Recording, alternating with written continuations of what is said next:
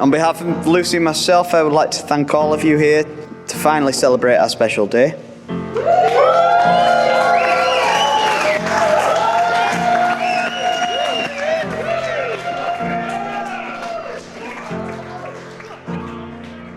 It's true what they say,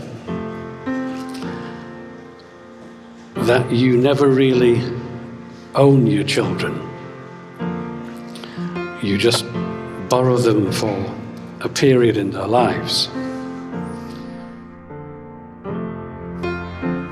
Lucy is the most lovely and loving daughter that anyone could hope to have.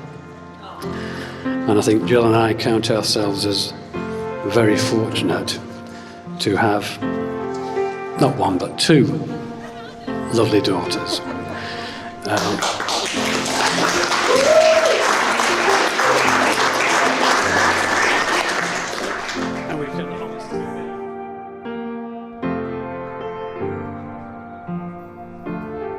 Lucy and Tom have been together for, how many years is it? 14 years. And I know that you're going to have a loving and very happy married life, hopefully with little Rory rides, or if you have girls, whatever you call those. No pressure. And I wish you both all the health and happiness in the world. I think I've said everything I wanted to say.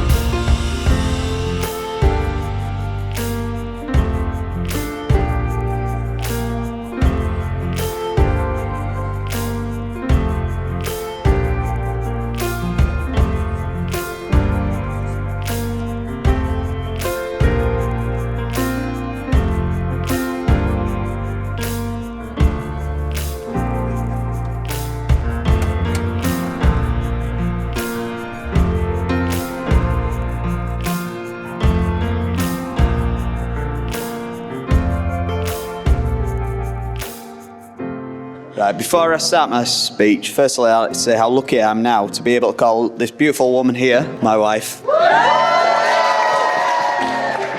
For those of you who don't know, me and Lucy met working on the deli counter at Asda. Hands intertwined in the cheese on the pizza counter, like a really low-budget Disney romance. For some strange reason, it was Lucy that pursued me. Not a day goes by where I don't thank the star she did.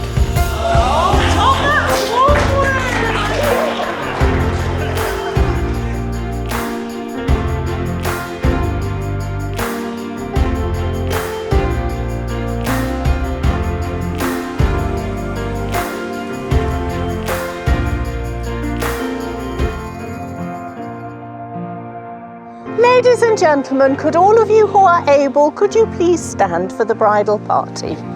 Oh, come on.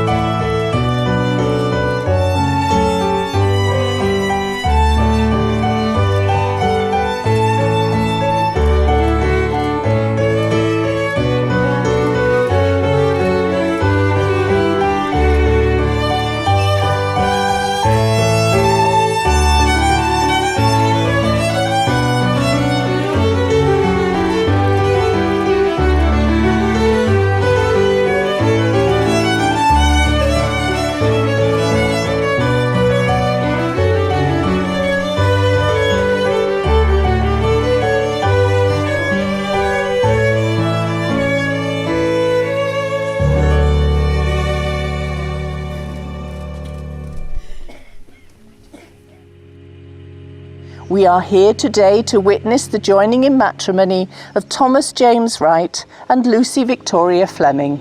Thomas and Lucy wish to marry, for in each other's company they have found fulfillment and love. And as a consequence of this love, they have drawn closer and now wish to affirm publicly their relationship and to offer each other the security that comes from vows sincerely made and faithfully kept. Do you, Thomas, take Lucy here present to be your lawful wedded wife? I do. And do you, Lucy, take Thomas here present to be your lawful wedded husband? I do. And just in case you didn't hear at the back, ladies and gentlemen, that was 2 very definite I do's. I promise to love you always. I promise to love you always. To be true to you alone. To be true to you alone. To share happiness and sorrow. To share happiness and sorrow. To honour you. To honour you. And show respect at all times. Show respect at all times. I promise to love you always. True to you alone. To be true to you alone. To share happiness and sorrow. To share happiness and sorrow. You. And show respect at all times. Show respect at all times. And I think they deserve a round of applause, ladies and gentlemen. And would you all like to be seated again?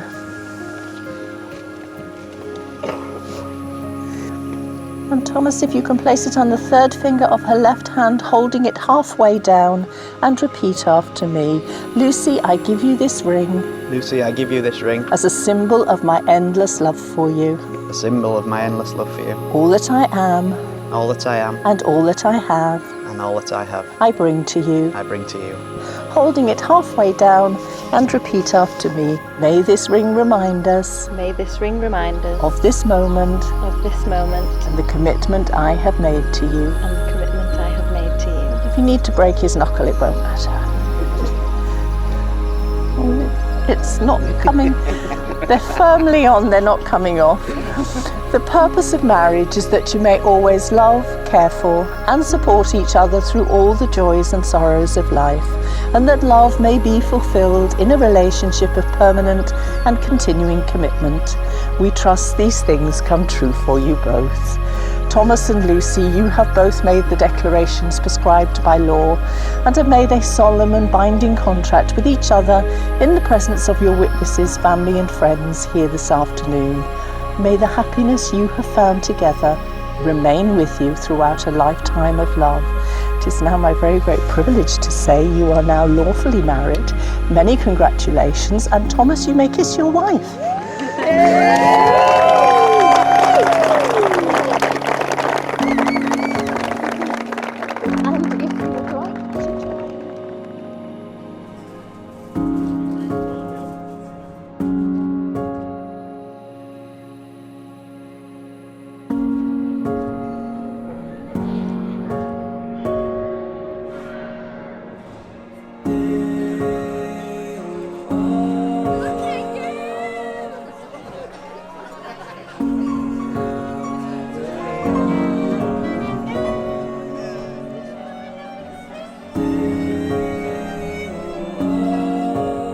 For anyone that doesn't know me, my name's Rob and I'm the groom's younger brother. And I'd like to start by thanking you all for being here on such a lovely and momentous occasion. A year where football almost came home.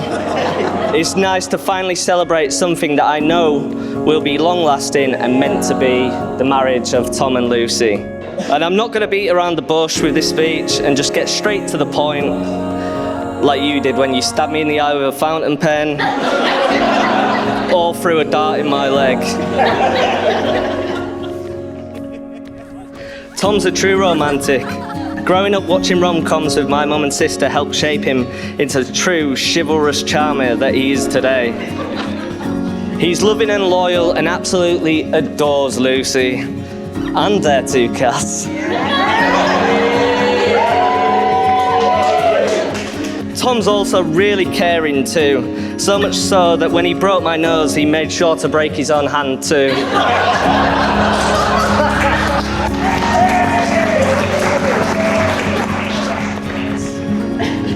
But all jokes aside, they really are perfect for each other. Lucy's such a loving and caring person, and I'm really happy that she's going to be, well, is my new sister-in-law. But for me and for the rest of our family, she's been family for years.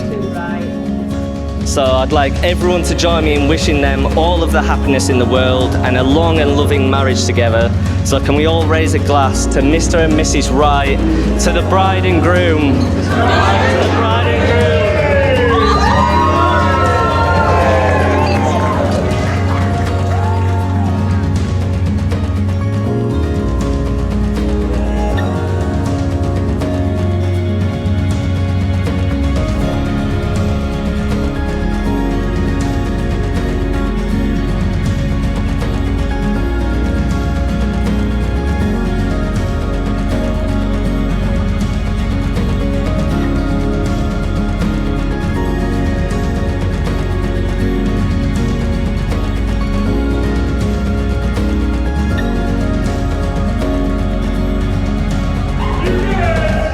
So I know it's not very normal that the bride gives a speech, but there aren't many times in life when you have your family and closest friends together in the same room, and certainly not in the last 18 months, to Tom finally putting a ring on it. I thought, here we go, I finally got him.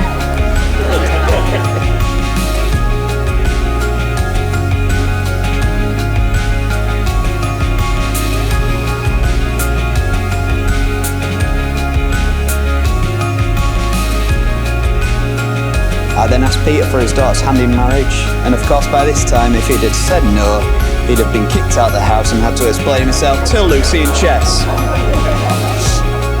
I proposed to Lucy on Christmas Day and she said yes, making me the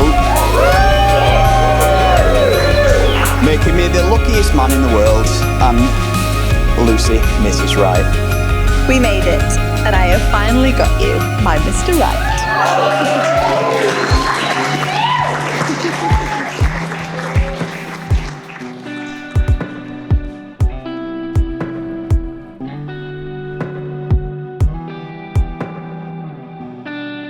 So as I bring an end to this speech, I wanted to find a special quote to sum up my wonderful husband.